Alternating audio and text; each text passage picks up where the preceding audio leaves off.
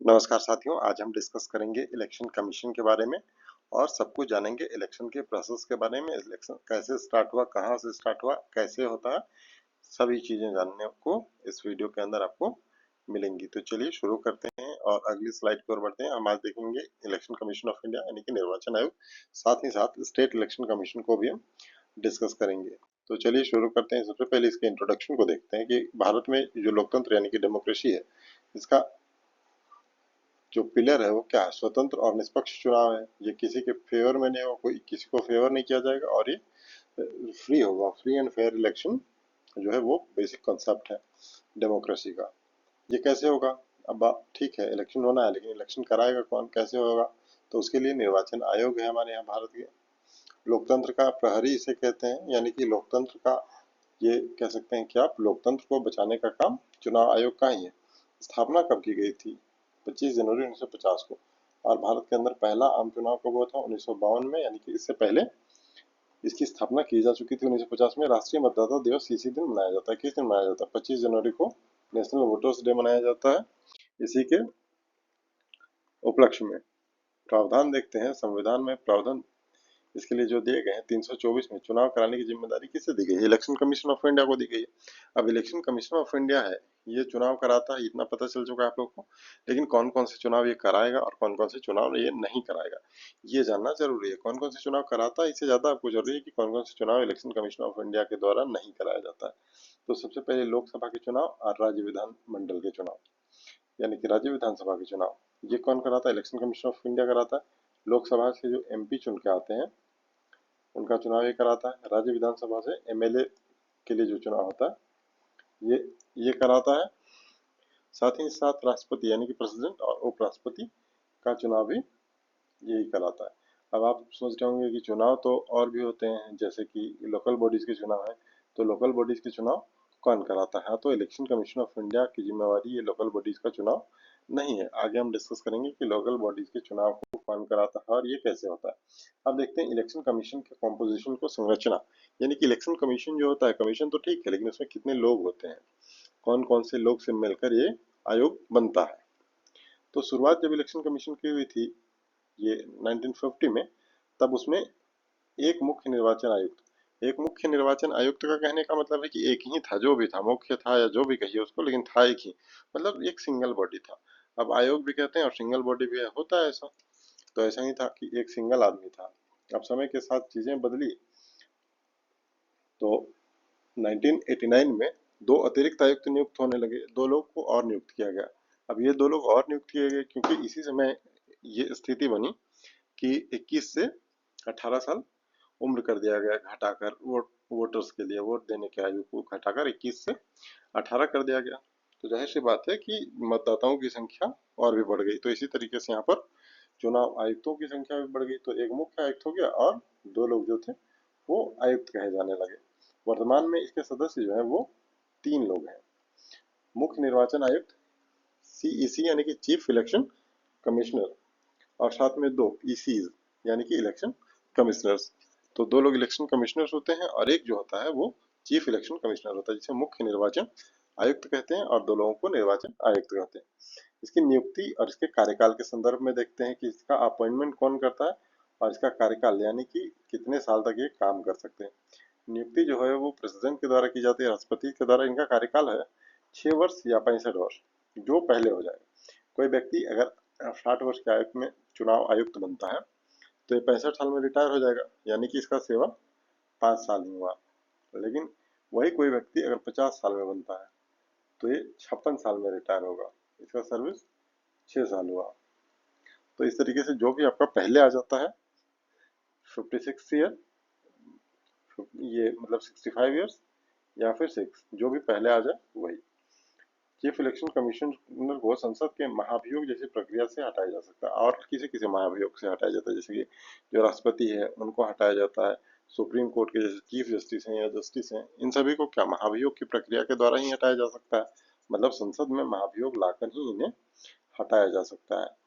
अन्य आयुक्तों को राष्ट्रपति चीफ इलेक्शन कमिश्नर की सिफारिश पर हटा सकता है। जो चीफ इलेक्शन कमिश्नर है इनको हटाने के लिए महाभियोग लाना होगा, और जो इलेक्शन कमिश्नर्स हैं उनको अगर हटाना चाहते हैं तो चीफ इलेक्शन कमिश्नर जो है वो सिफारिश करेंगे और राष्ट्रपति इन्हें हटा देंगे। निर्वाचन आयोग के कार्य को देखते हैं। आयोग बना है, बहुत अच्छी बात है। कब बना, क्यों बना, कैसे बना, कितने लोग होते हैं, वो हमने डिस्कस कर लिया है। अब देखते हैं कि इसके कार्य हैं, क्या कार्य हैं। कुछ बना है तो कुछ काम के लिए बना होगा, फालतू का तो बनता नहीं होगा। तो चलिए देखते हैं इसके काम काम को एक एक करके। पहला इसका काम है चुनाव करना। किसका चुनाव करना? लोकसभा का, फिर उसके बाद विधानसभा का, इस तरीके से चुनाव कराना। दूसरा क्या है? आचार संहिता लागू कराना। राजनीतिक दलों को मान्यता देना। राजनीतिक दल को मान्यता देता है। चुनाव चिन्ह यही आवंटित करता है। मतदाता सूची तैयार करता है। सूची तैयार करने का मतलब है कि नए मतदाताओं को उसमें डालना, जो लोग मर गए हैं या कहीं और शिफ्ट हो गए हैं, मर गए हैं उनको हटाना, कहीं शिफ्ट हो गए हैं तो उनको भी हटाना और नए जगह में जाके उनको ऐड करना। और ईवीएम और वीवीपैट का उपयोग यही करते हैं, क्योंकि चुनाव यही कराते हैं तो जाहिर सी बात है यही इसका उपयोग करेंगे। स्वतंत्रता और निष्पक्षता सबसे बड़ी बात है। इलेक्शन के साथ ये टर्म्स जुड़े जाते हैं कि फ्री एंड फेयर इलेक्शन। तो स्वतंत्रता और निष्पक्षता इसके लिए बेहद आवश्यक है। संविधान ने आयोग को स्वतंत्र बनाया है। ये जो आयोग है वो क्या है? आयोग अपने आप में स्वतंत्र है, इंडिपेंडेंट बॉडी है। सरकार दबाव नहीं डाल सकती। सरकार दबाव क्यों नहीं डाल सकती? क्योंकि एक स्वतंत्र निकाय है। इसका मुख्य उद्देश्य क्या है? Free and fair elections. ये फ्री एंड फेयर कितना होता है नहीं होता ये अलग बात है, लेकिन आयोग का उद्देश्य है कि इलेक्शन जो है वो फ्री और फेयर हो, किसी भी तरीके का भय ना हो और किसी भी तरीके का कोई दबाव में ना हो।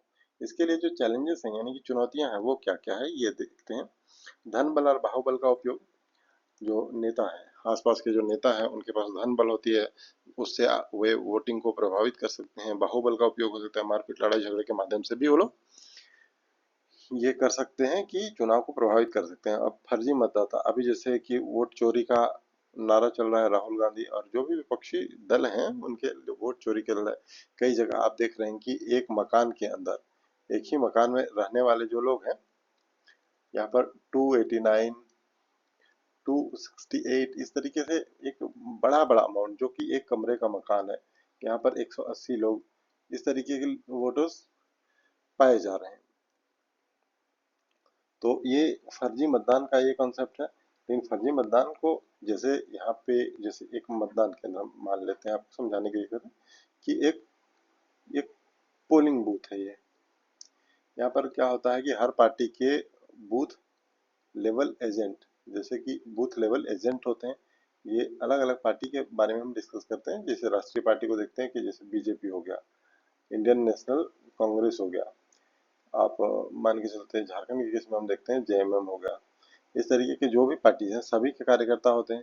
तो जो व्यक्ति जीवित नहीं है या जो व्यक्ति यहाँ पर है नहीं, या फिर एक ही व्यक्ति को डबल वोट देने के लिए आज के समय में बूथ लेवल एजेंट का जो कंसेप्ट है ये बहुत ज्यादा कारगर है फर्जी मतदान रोकने के लिए।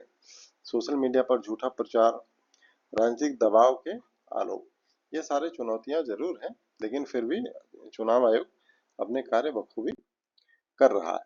अब हम थोड़ा सा देखते हैं राज्य निर्वाचन आयोग यानी कि स्टेट इलेक्शन कमीशन के संदर्भ में। राज्य स्तर पर एक अलग स्वतंत्र संवैधानिक निकाय है। ये क्या है? ये स्वतंत्र और संवैधानिक निकाय है, लेकिन ये क्या है? ये स्टेट लेवल पर है। ये स्टेट लेवल इसका है। इसका गठन 73वें और 74वें संविधान संशोधन 1992 के बाद किया गया। क्यों उसके बाद क्यों किया गया? क्योंकि तभी स्थानीय स्वशासन का कॉन्सेप्ट आया।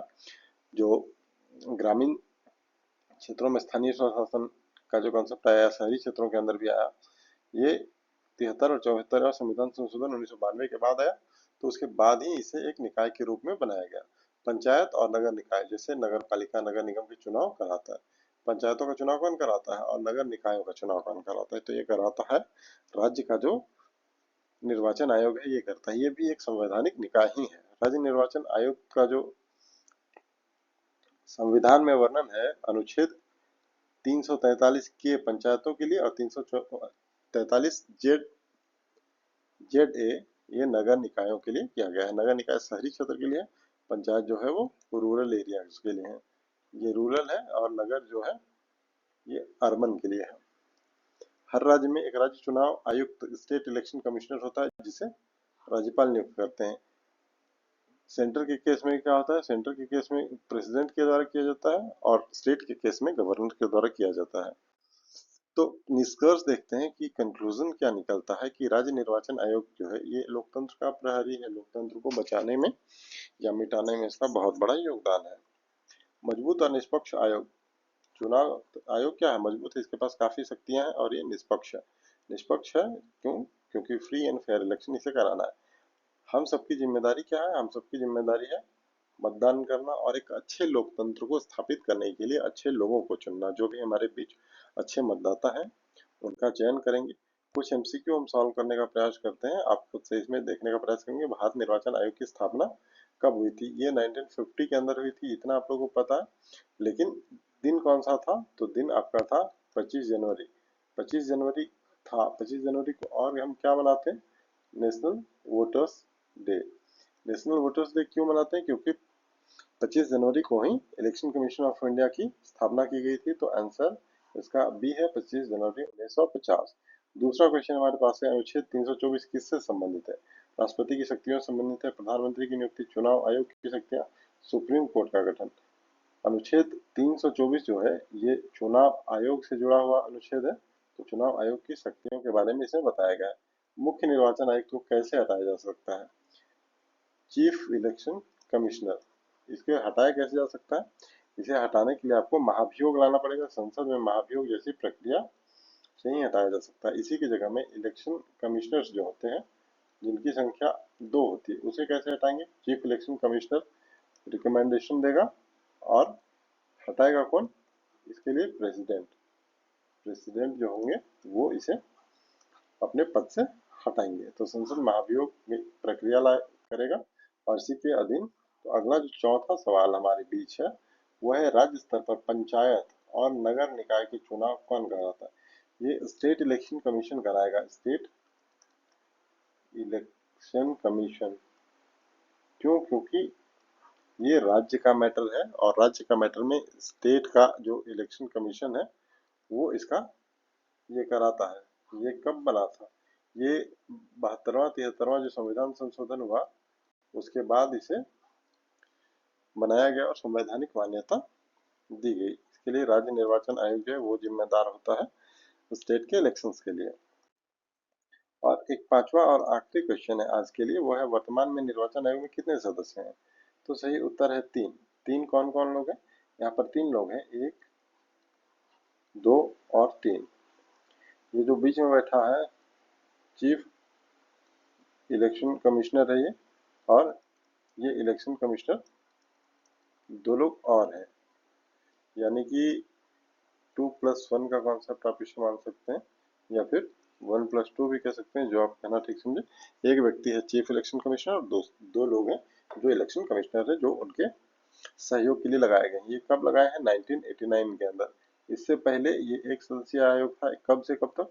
1950 से ये एक सदस्यीय आयोग रहा, तो उससे लेके 1989 तक ये सिंगल सदस्य का था आयोग। अब जाके ये 3 सदस्यीय आयोग हो गया। तो आज की वीडियो में इतना ही। मिलते हैं कल अगले टॉपिक के साथ। आप किसी भी कॉम्पिटिटिव एग्जामिनेशन की तैयारी कर रहे हैं तो इस चैनल को सब्सक्राइब कर सकते हैं। यहाँ पर रेगुलर आपको अपडेट्स मिलते रहेंगे।